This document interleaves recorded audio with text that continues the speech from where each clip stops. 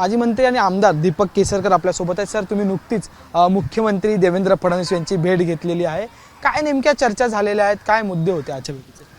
एक गोष्ट अशी आहे की ही भेट आमची पूर्वनियोजित होती। नागपूरला ही भेट ठरलेली होती।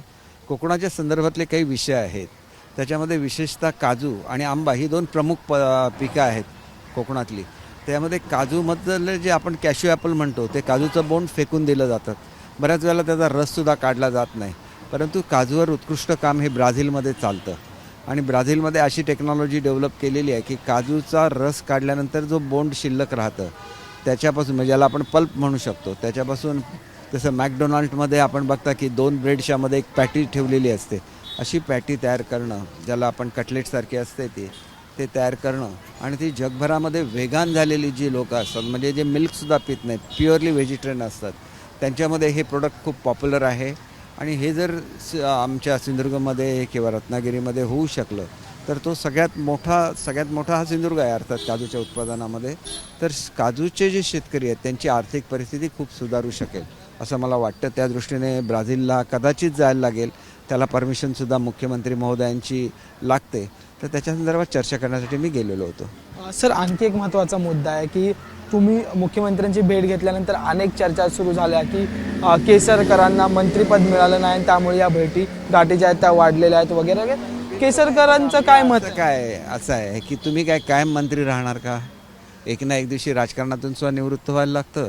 आमदारकी हे सुद्धा पद आहे, तुम्ही तुमच्या पदातून किती उत्कृष्ट काम करू शकता हे महत्त्वाचं आहे।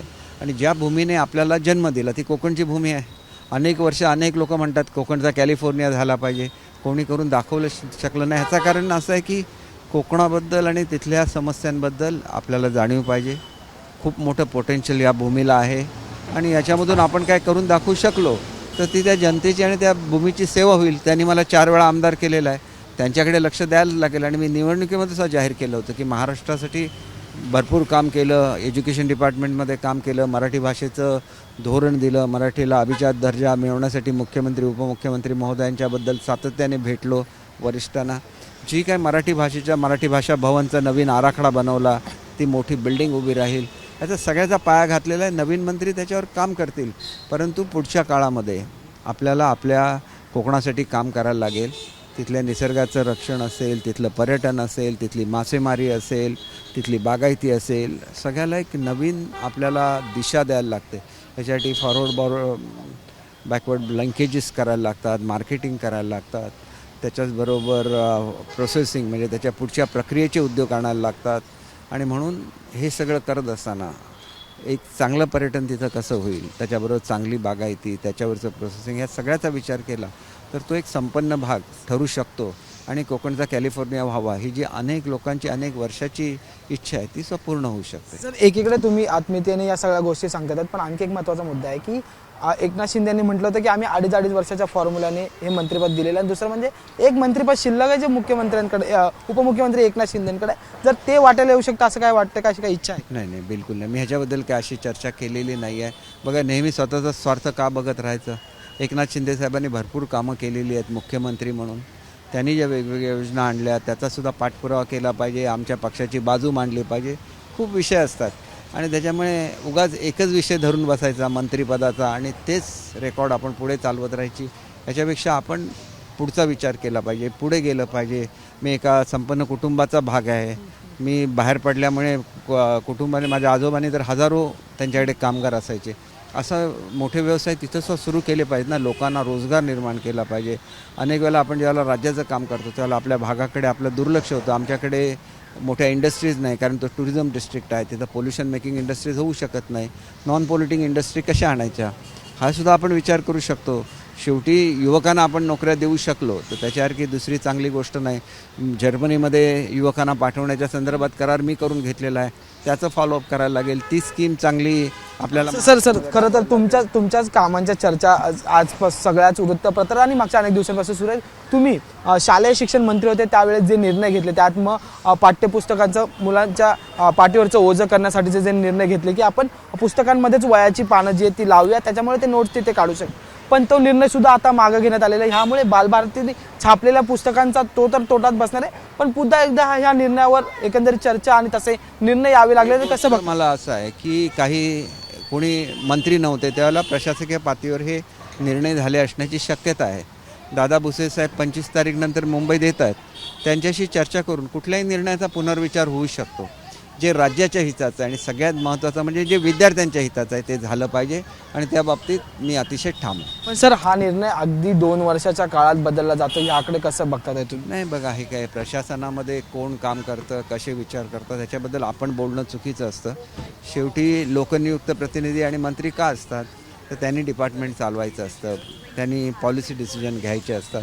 तर ह्याच्या बाबतीत मी दादा भुसे साहेबांशी ज्यावेळेला माझी चर्चा होईल मी अवश्य बोलेन. मला शिंदे साहेबांनी सुद्धा सांगितलं होतं ज्या ज्या चांगल्या गोष्टी तुम्ही सुरू केल्या त्या सगळ्या चालू राहतील. शेवटी हा वरिष्ठांनी निर्णय घ्यायचा आहे. मुख्यमंत्री महोदयांच्या सुद्धा आज चर्चेमध्ये ते सुद्धा म्हणाले होते की ज्या चांगल्या गोष्टी तुम्ही स्कूल एज्युकेशनमध्ये आणल्या, मराठी लँग्वेजमध्ये आणल्या त्या तशाच चालू राहतील. म्हणजे आपले वरिष्ठ ज्याला असं बोलतात त्याला आपल्याला ह्याच्यावर काही काळजी करण्याची आवश्यकता नसते असं मला स्वतःला वाटतं. सर एक शेवटचा प्रश्न आहे की एक राज्य एक गणवेश हा निर्णय सुद्धा तुम्ही आणला होता, त्याची कामं सुरू झाली होती. आपण कापड खरेदी घेतलं, तुम्ही प्रत्येक वेळी सांगायचं की उत्तम दर्जाचं कापड, उत्तम दर्जाची शिलाई, या सगळ्या गोष्टी, त्याचाही निर्णय जो आहे त्याचा फेरबदल कर, प्रत्येक निर्णयाचे तुमच्या असं होते की आपण एक गोष्ट लक्षात घेतली पाहिजे, कुठलंही नव्याने राबवायचं झालं तर हे एवढं मोठं डिपार्टमेंट आहे. आता जसं आपण आपलं शालेय पुस्तकं मगाशी आपण बालभारतीचं म्हटलं तर जेवढे प्रिंटर महाराष्ट्रामध्ये सगळे आमचे एका वेळेला पुस्तकं हे करतात किंवा आम्हाला जर कागद द्यायचा असेल तर 4-4 मिल एका वेळेला काम करतात. यावेळेला 2 गोष्टी चुकल्या. एक म्हणजे आपण स्काउट गाईड इंट्रोड्यूस करतोय, स्काउट गाईडने आपला रंग आयत्याला बदलला त्यामुळे प्रोडक्शन थांबवायला लागलं आणि एकाच व्हेंडरकडून सगळं काम होणं कठीण असतं. त्याच्यामुळे रिजन वाईज जर 5-6 व्हेंडर आपण नेमले तर वेळेत हे काम होऊ शकतं. आणि महिला आर्थिक विकास मंडळाचं सुद्धा पहिलंच वर्ष होतं, त्यांना त्यांची मशिनरी, त्यांच्या महिला सेटअप करायला वेळ दिला पाहिजे. तर या माध्यमातून मोठ्या प्रमाणात हजारो महिलांना रोजगार मिळत असेल तर ते एक चांगलं, प्रत्येक डिपार्टमेंटने एकामेकाशी कोऑर्डिनेट केलं पाहिजे. त्याच्यामुळे महिला बालविकास आणि एज्युकेशन यांनी जर व्यवस्थित कोऑर्डिनेट करून व्यवस्थित प्लॅनिंग केलं तर जसं आम्ही पुस्तकं शाळेच्या पहिल्या दिवशी त्यांच्या ताब्यात देतो तसा ड्रेसचा देऊ शकतो. त्याच्यामध्ये पण यामुळे आर्थिक बोजा वाढणार नाहीये का? कारण की आपण आधीच पुस्तकंही छापलेली आहेत, ती बाद होतील, त्याच्यासोबतच आधीच कापड वगैरे ज्या गोष्टी घेतल्या त्या सुद्धा बाद होतील. नाही, बाद होण्याचा काय प्रश्न येत नाही. पुस्तके ही येत्या शैक्षणिक वर्षापासून द्यायची आहेत, ते त्याच्यामध्ये काय अडचण येणार नाही. दादासाहेब भुसेंनी एकदा कार्यभार सांभाळला की आम्ही चर्चा करू आणि मुख्यमंत्री उपमुख्यमंत्री महोदयांची मान्यता घेऊन निर्णय काय कधी बदलता येतात. ते शेवटी एज्युकेशन डिपार्टमेंटचे असतात.